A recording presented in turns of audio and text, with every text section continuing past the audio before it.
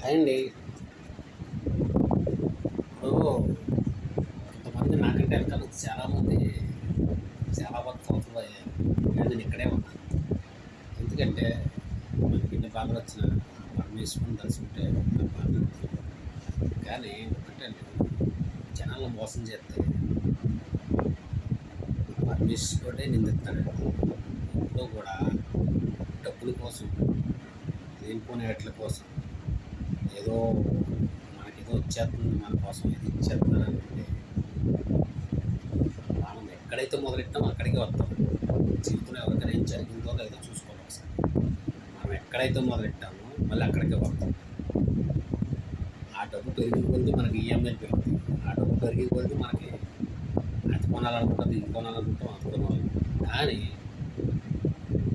నేను ఎక్కడ మొదలెట్టానో అక్కడ ఒక దాటాను. మామూలుగా ఉన్నాను, నాకు ఈఎంఐలు ఇస్తాం, దానికోసం అస్సలు ఏమీ లేదు.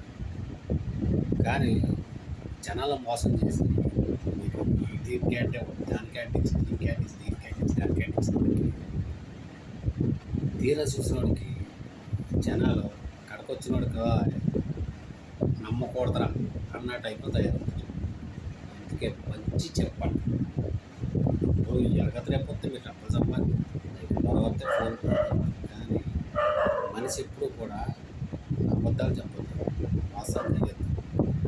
మోసం మిమ్మల్ని మోసం చేస్తారు, అబద్ధాలు మిమ్మల్ని అబద్ధాలు చేస్తారు. ఇవాళ ఇంట్లో వల్లే మనం మోసం చేసే టైప్లో ఉంటాం. చేసుకోండి. క్లారిటీగా చెప్తాను, డబ్బుల కోసం ఏ అడ్డదారి తప్పు. మీరు ఉన్నది క్లారిటీగా మాట్లాడండి. మీకు టైం వస్తుంది, టైం వచ్చినప్పుడు మీరే బాగుంటారు.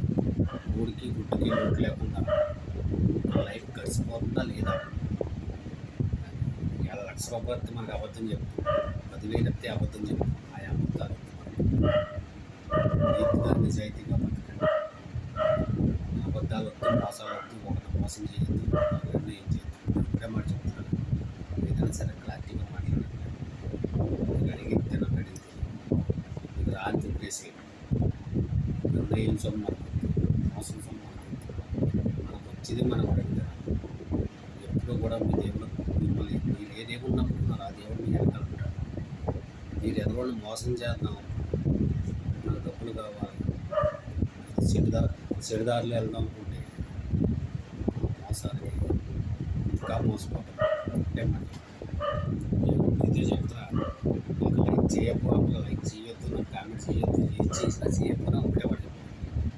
నేనైతే మీరు ఎలా ఉన్నా మీరు బాగులో నాకంటే వెనకాల బాగులో తిరుగుతున్నాను, అది వాట్సాప్లో అన్నీ చేస్తున్నాను. కానీ నేను కాదు, ప్రశాంతంగా మొదలుతిన్నా, ప్రశాంతంగా పడుకుంటున్నాను.